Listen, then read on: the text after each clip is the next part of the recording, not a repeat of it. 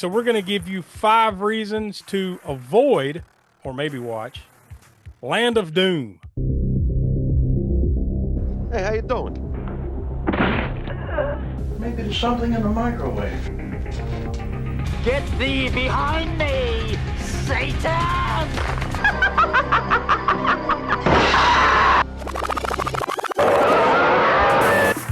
Shut up! You're giving me a headache. What? What a nice family you have here.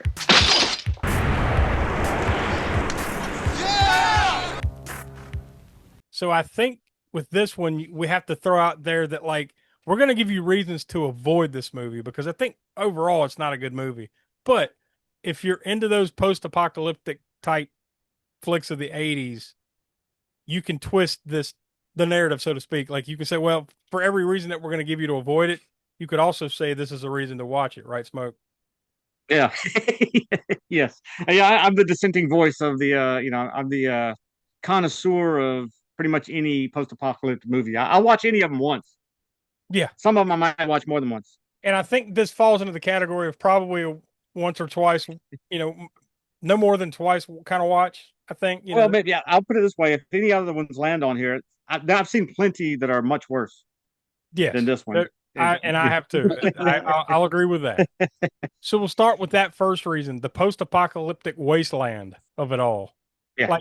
Best I can tell, this movie was shot in Turkey, and it looks like it's out in the desert, like in some weird wasteland. Like they got the setting right, like the where they shot it.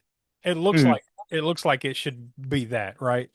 So yeah, it's like that's I think a positive is like the settings that they use in this movie for the backdrops for the post-apocalyptic backgrounds or whatever. Yeah, like they shot Star Wars in Tunisia. Yeah. Kind of Oh, has yeah. the same type of. because the geography almost looks like an alien planet. So it's similar to that in this, that like it works. Yes, and funny you should mention Star Wars. That's another Star Wars connection of sorts. Later we'll get to. Yeah, we got to lump all those together. So like, we put together a small list of for reasons you may or may not like this, to avoid it or to watch it: cannibals, mutants, freaks, cult biker gangs, lots of leather, and Jawas. Yeah, Those that's the best description you could. Those little creatures from Star Wars where they're all wearing hoods, except the only difference is, like, I don't think they have the shiny eyes. That's otherwise they're even walking around making the same kind of noises and stuff like that. Yeah, those little squeaky voices. Yeah, and it kind of comes out of nowhere and has almost no bearing to anything really, other than just like they help for a second and then they leave them for dead. Although they might also say that they kind of resemble the ones from Spaceballs. Ding, ding, ding, ding, ding, ding.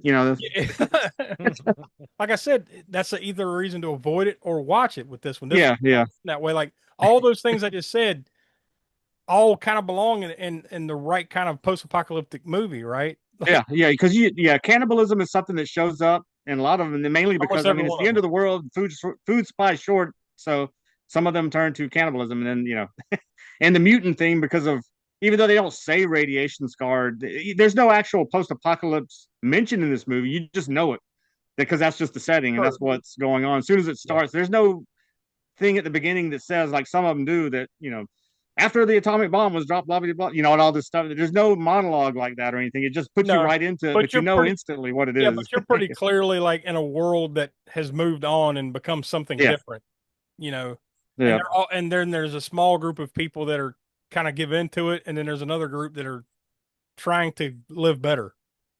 That kind of trope, that thing you always see in these type of movies, right? And of course, I mean, you go back to Road Warrior, and that's really the movie more so than in Mad Max, even because he didn't have the budget he wanted to do Mad Max post-apocalyptic setting that he wanted to until he did Road Warrior. After the Road Warrior, then you get tons of these movies getting put out there, and so it's basically that premise to a lesser. That's where the leather and studs and everything come from, and all that stuff. So, you called them studs, yeah. Oh yeah, can we talk about that for a minute? The leather hierarchy here.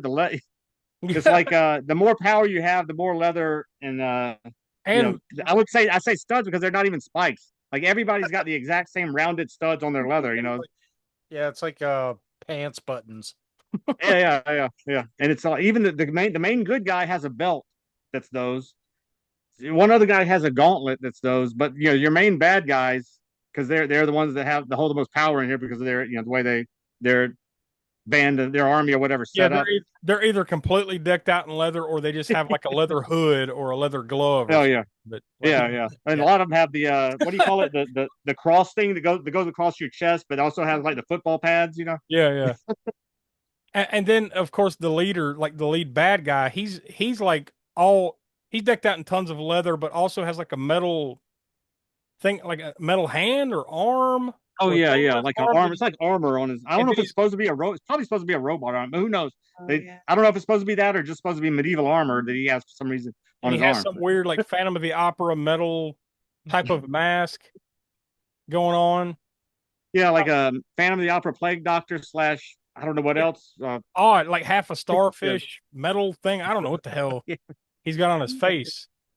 And he's got a hell of a lisp too. I don't know if that works for him or against him in this on this list of reasons to watch or avoid it. Apocalypse bikes and cars.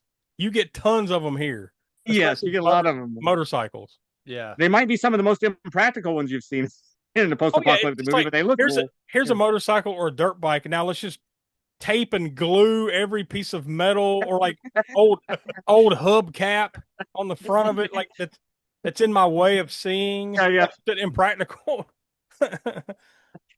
But Uh, it looks cool. it's cool. Yeah, it looks cool. Yeah. And that's what's important when it comes to the post-apocalyptic movies is who has the coolest cars, armor, leather, whatever. Yeah. And as soon as you take it into battle, you're going to be the first one to die. Yeah. In every, almost every big battle scene. But like you were saying, though, most of these motorcycles, I mean, some of them maybe were dirt bikes. Most of them were not dirt bikes and not made for desert driving. But No, you no. would. Speaking of a wasted aspect of this is this music, the soundtrack of this. Now, this is, in my opinion, something that works totally against it. Not because it's like the worst soundtrack I've ever heard in my life, but because it's not used properly. No, it's not. It's definitely not linked up to the scenes that you think. I mean, in fact, if they had taken some of the music from this scene and put it with that scene, maybe that would have fit better than took this one and put it in another scene. I think they I don't know what they did, but some of the music sounds okay, but it doesn't fit the action as it's happening at that time on the screen. He said, "We're doing a post-apocalyptic movie. Can you do a soundtrack for it?" Cool. Sure. Okay. And then they just throw music. They just had a dartboard of music and just hooked it into the movie. It's like a live action DuckTales. Yeah.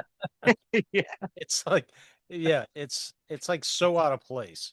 Oh yeah, and it's funny you mentioned that too. DuckTales, the TV show. One of the songs in the cave scene, the main battle inside the caves, that song sounded like it came out of a TV series of some sort, like without lyrics. I mean, there's no, although there is a song with lyrics though. Did you stick around for the one end of the credits, right? Yeah. Bad. And So they bad. definitely they made that song for the movie because there's lyrics referencing things like Harmony, like the girl's name's Harmony. Mhm. There's lyrics about that, and there's So at least lyrics they did about put- what's going on. So at least they did put that amount of effort into it. Yeah. I think the last reason here is the action. The action is poor. Like you get little moments of action, but frankly, most of it's about like what you see behind me right here, where they're just talking to one another and Yeah. and she doesn't want to be touched and stuff like that. Like, and then the action you do get is horribly like the fight choreography is horrible. It's just bad, just horribly put together. It's like they were trying to do characterization of those two main actors. What it looked like it was they were building towards a romantic link between them, but it never happens, right? Because Because she keeps trying, saying nice things, this and that, and then she will say something, and he'll, and then she'll kind of like come around to, where you think she's warming up to him, right? And then, but then he'll accidentally lean over on her, and she'll pull a knife. Hey, don't touch me now. we don't do full spoilers on this, which you can probably kind of tell as we've been talking here the last few minutes. So we're not going to tell you how this movie ends, but I will say the end of this movie is a reason to avoid it. Or a reason to watch it, right? Yeah. Depending on your I perspective. mean, I don't know. We all like that kind of weird stuff. Yeah. So maybe I would Yeah. say It's definitely not what you were expecting. Right. yeah, it's almost like some of those Skeletor memes. yeah, Yeah. just without going deep. Like, until we meet again. Yeah. It's so odd. This is the best left there. So avoid it unless, like Smoke said, you like this kind of thing. This is the kind of thing you'll like.